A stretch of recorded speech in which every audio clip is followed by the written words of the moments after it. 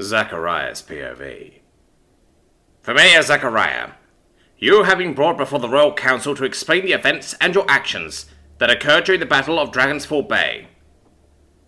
And here I was thinking it was just because you lot miss me so much, I said. As impudent as ever, I see. Him Pack, one of the generals of the Royal Army, spat. He was a disciplined and annoying little bird. Actually, I think I may be getting better at it. It must be all the practice, I replied. Enough bickering. We have more important matters to deal with than your tiresome back and forth. One of the council members interrupted. Indeed, General. We need to get back to punishing this man who won the battle, I said. Your actions are no laughing matter, familiar Zachariah. You have committed several heinous acts, and used the magic we ordered you to never use again. Another of the council members shouted. If I hadn't, then you would have lost the battle, and the lives of every soldier present.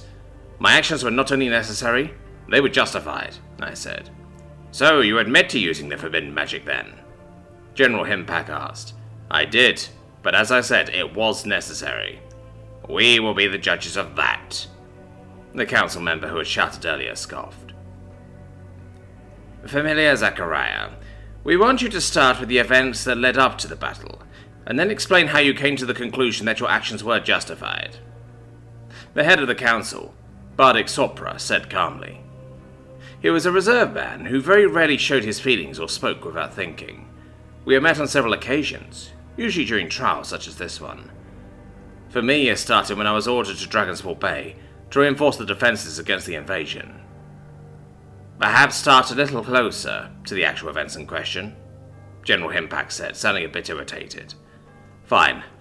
I had received word that the battle had begun, and that the front needed reinforcements. Amboss and I decided to volunteer to assist. And where is Sir Amboss today? I expected him to be here with you, Bardic Sopra asked. He had personal matters that needed attending, so he was unable to join us this time, I explained. I see. Well, his presence is not necessarily needed in this meeting, but it is not a matter that bears worry. Please continue. The enemy had flown from their ships to shore and were beating down our fortifications. Amboss and I decided that the best course of action was to attack the ships themselves. They were striking and retreating to the safety of their ships to rest and recuperate, so we reasoned that destroying their ships would force them to land on the shore, where our defences were strongest and could deal with them better, I said.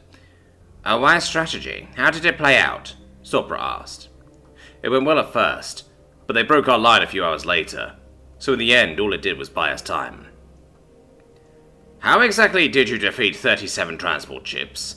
Each has enough supplies to transport over 1,000 Nume. They were effectively floating fortresses, one of the council members asked. We deemed it was impossible to attack them from above or behind, so we didn't. Amboss cast a spell that allowed us travel under the water, where I sank their ships with a rot spell. And that was when you used your death magic? Sopra asked. That is correct. And was that the only time in the battle that you used it? No. I also used it later in the battle. Please tell us about that instance. I took a deep breath and began. 4 hours after casting the spell, all the ships had finally sunk, and the soldiers that were still residing on them had landed on the shore. My plan was going as expected, and the defences were dealing with them accordingly. However, some of the soldiers were apparently able to overcome the defences and capture a strategic point. This allowed them to push back and start gaining ground. As I spoke, I noticed several of the council members were whispering amongst themselves, clearly unhappy about something. One of them flew over to the head of the council, Bardic Sopra, and whispered something to him. He simply nodded, apologized for the interruption, and asked me to continue. A tactical retreat was ordered from the front to regroup and reorganize. Myself, Amboss, and around 100 other soldiers stayed behind to cover their retreat. And that is when you use your death magic again? One of the council members asked. Yes. Why? As the battle raged, the 100 slowly started to dwindle. Soon there were only 70, then 50. By the time I realized what was happening, only 25 of us remained. We needed reinforcements, but I knew we were not getting any. So, I cast a spell that bought the survivors time to fall back. The spell, it was a famine type, correct? Bardic Sopra asked. Yes. What was its effect? It caused the approaching soldiers to become weak with hunger. Once they crossed the threshold I had designated during the spell's casting, it would take effect. That spell saved the lives of the remaining 25. So you did use a lethal form of the forbidden magic? The council member who had shouted earlier shouted again, as if he had caught me in some kind of trap.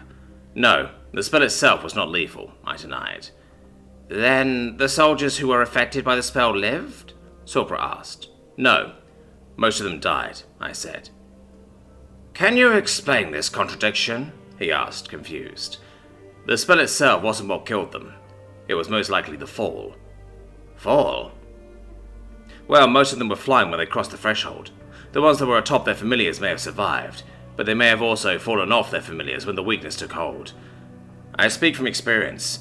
Being trampled by a familiar is not something one has a great chance of surviving, I explained. The council members all started grumbling to themselves again, looking quite upset. He admits it. He used the forbidden magic and used it in a way we specifically instructed him not to. I followed your instructions to the letter. I did not cast any spell that took the lives of Nume in any way considered vile, I declared. You just admitted to killing those Nume with...